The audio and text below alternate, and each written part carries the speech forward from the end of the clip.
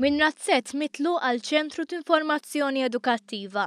Wara xogħol ta' rikostruzzjoni u restawr f'Ottubru li ġej, ir-Razzett tal-Orof fil-Buskett li ilu jeżisti għal dawn l-aħħar 400 sena se jinfetaħ għall-pubbliku. Dan ir-Razzett li huwa l-ikbar wieħed mill-4 rċieset li jinsabu fiż-żona tal-Buskett kien jinsab fi stat ta' abbandun, b'konsenturi fil-ħitan sim fl-art u parti mis-saqaf imwaqqa. Tkellimna mal-perit li ħad ħsieb ix-xogħlijiet ta' restawr fir-Razzett.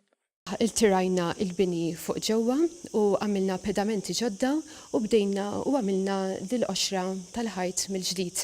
Il-qoxra l-antika użajnija fuq il-parti ta' barra ħalli tiġi tidher li hija l-parti l-antika u bnejna qoxra oħra fuq ġewwa li tmiss miegħu.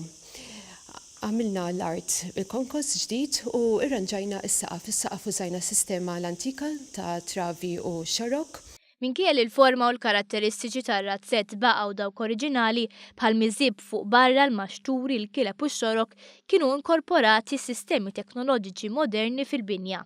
Fuq il-saqaf taħt il-kontrabejt se nagħmlu insulation permezz ta' polystyrene u li dan inaqqas is-sħana, penetrazzjoni ta' sħana ġewwa il-binja.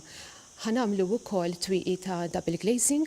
L-investiment li huwa fil-maġġoranza fondi tal-Unjoni Ewropea laħħaq il-180,000 euro. Dan huwa mod kif post storiku bħal Razzett tal-Orof jista' jintuża b'mod differenti bla ma jitlef il-karatteristiċi tiegħu. Hekk saħaq il-Ministru Leo Brinkat meta żar ix-xogħlijiet li jinsabu għaddejjin taħt is-superviżjoni tad-Direttorat tal-Parks. Fil-fatt la jkun nest il-bini, ir-Razzett se joffri spazju għall-uffiċini u sala l-konferenzi tad-daqs medju. Fi kliem Brinkat proġetti bħal dawn jgħinu sabiex il-Buskett isir attrazzjoni turistika oħra.